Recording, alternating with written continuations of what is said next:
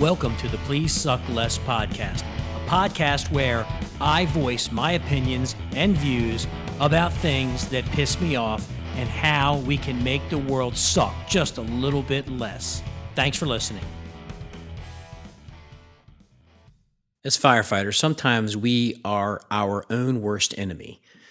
And there are many things that we do that can shed light on what I'm talking about, from not following policies, doing dumb shit on the fire ground, doing dumb shit in the firehouse. But what I'm going to focus in on is with volunteer organizations, and I'm a volunteer, we constantly are trying to bring in more volunteers into the ranks, operational volunteers. The problem is that once people get in, a couple of things happen. They find that it's a lot of training in order to just start to count as staffing. So our training organizations don't help with that when it comes to the different styles or different ways that we can have classes. And I've had a previous podcast about that. But what I'm talking about is once we get the members in, they fill out their application, they get in, they get voted in. We give them some parameters when they need to show up to the firehouse, take care of some administrative paperwork, things like that. And then we tell them, hey, we really want you to come to the firehouse. Even though you haven't gotten your training yet, you come to the firehouse, you get to know the people, you kind of learn the culture and things like that. But what happens is these new people come into the firehouse, and what do firefighters do? They ignore them. They don't talk to them. They don't introduce themselves. They make them feel like they're not wanted.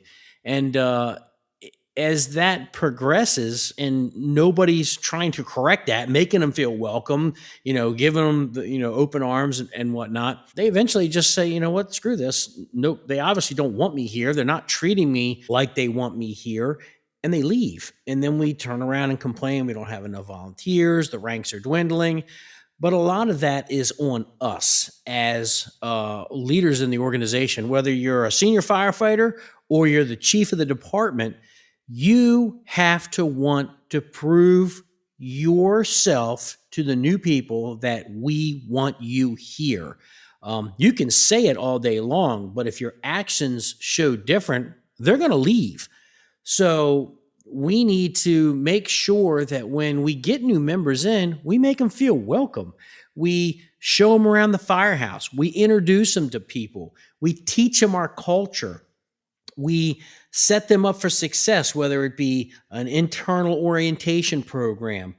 In my particular volunteer department, we have an observer position, and we give them the paperwork that it's a set of parameters that they have to meet, like knowing the apparatus inventory. They need to know how to get on the computer. They need to know who the officers are. And then they need to be able to show that they know how some of the tools work.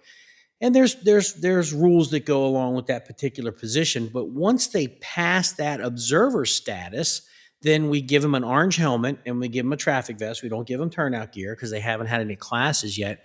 But what this program does is it gets these new people on the fire apparatus to see how we operate. And the goal is to try to get them hooked. Like, hey, I really like riding these fire calls. I want to be able to do more.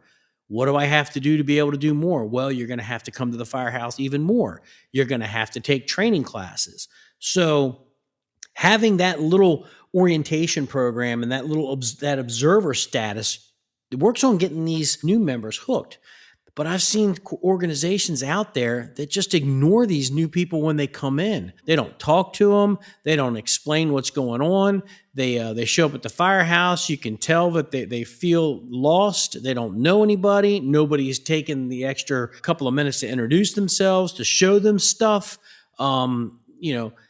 We have to remember they joined for a reason, and it's our responsibility to talk to them, find out why they joined, push them in the right direction, tell them that we want them here, tell them we're glad that they're here. You kind of have to be this huge welcoming committee, and you got to make sure that they come to the firehouse. And when they come to the firehouse, you have to make them feel welcome. They have to understand that the moment they got voted in, The firehouse also belongs to them. If you want to call it an exclusive club, whatever you want to look at it, they belong to an organization now. It's our responsibility to make them feel welcome. When you don't do that, you lose members. They will stay maybe a month or two, realize that they don't feel welcome, and they leave. And we see the volunteer ranks dwindling. It's our responsibility to do everything in our power to not only recruit new volunteers, but to retain them. What we found is the recruitment is easy. People want to serve their community. They want to be volunteers. They want to ride the fire engines. A lot of them will say, I've always wanted to do it and never had the time. Now I feel like I have some time. So we have to work on retaining them. And like I said, we got the Observer program, and they can ride the ambulance or they can ride the fire engine. You get them hooked. And if you're not doing that, if you're not figuring out a way to retain your members, you are going to be responsible for the dying of the volunteer services. We all know that the volunteer ranks are shrinking. We're not finding the new people. I mean, we're seeing it on the career side as well. You're not seeing as many people sign up to get the job like it used to be. So, the volunteer ranks are dwindling. And it's our responsibility to make sure that we attract them and then we keep them. And the way we do that for the 10th time is we have to make them feel welcome. Get their phone numbers, their cell phone numbers. Put them in your GroupMe acts or your text messaging, whatever platform you use to call the members to come to the station. Do that and get them to come and be part of the fire service, learning the culture. If you are an officer or a chief officer, you need to be visible. They should not ever have a question when a chief officer walks in for them to say, who's that? The moment a new member looks at a chief or a line officer and asks, who's that? We have failed as a volunteer organization. We need to make sure they know who we are. Again, we need to make sure that they feel welcome. Not trying to beat this dead horse, but we see these training classes come up. How can we retain members? How do we recruit members? They're out there. They want to join the fire service. They want to be part of an organization. They want to be part of the brother and sisterhood. Well, in order to do that, you need to make sure that they feel welcome when they come in. Let them know that this firehouse now belongs to them. They are part of this exclusive club.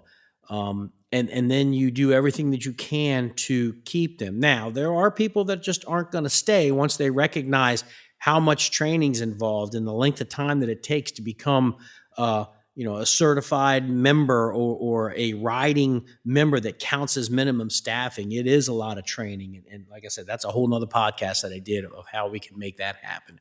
But again, bringing this back around full circle, we do dumb shit that keeps volunteers in the station or to recruit them all together. We cannot be standoffish. We can't be in our own little world where we're not allowing anybody else to come in. We can't be nonverbal. We've got to be vocal. We've got to make sure that they feel welcome and we genuinely mean that we're happy that they're there.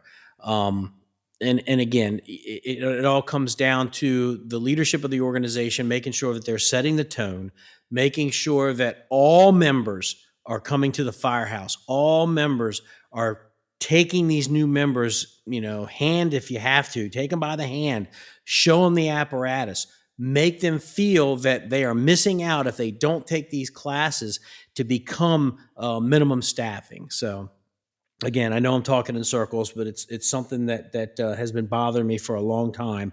And everybody constantly asks, how can we get more volunteers? Why are the volunteer ranks dwindling? There's a myriad of answers, but the one that we can truly change is stop being an asshole in the fire department, in the firehouse.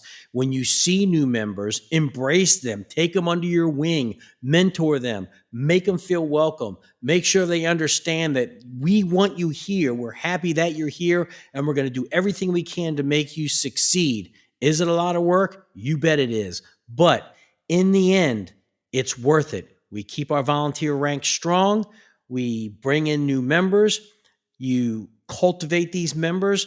Maybe they become career people later on down the road. Maybe they just become and stay for a long time, and they make it like a family business where they become second and third generation. Anyway, enough talking in circles, enough beating the dead horse. Again, at the end of the day, when you have new members in, make them feel welcome. Introduce yourself. Make sure they know who you are. Make sure that they're happy that they're here, that they're there in the firehouse. Because if you don't, they're going to leave. And at the end of the day, your organization is going to suck because you're not going to have anybody to get the apparatus out the door, to get on the scene, to mitigate emergencies. That's why we're here. Again, do better, suck less. I'm out.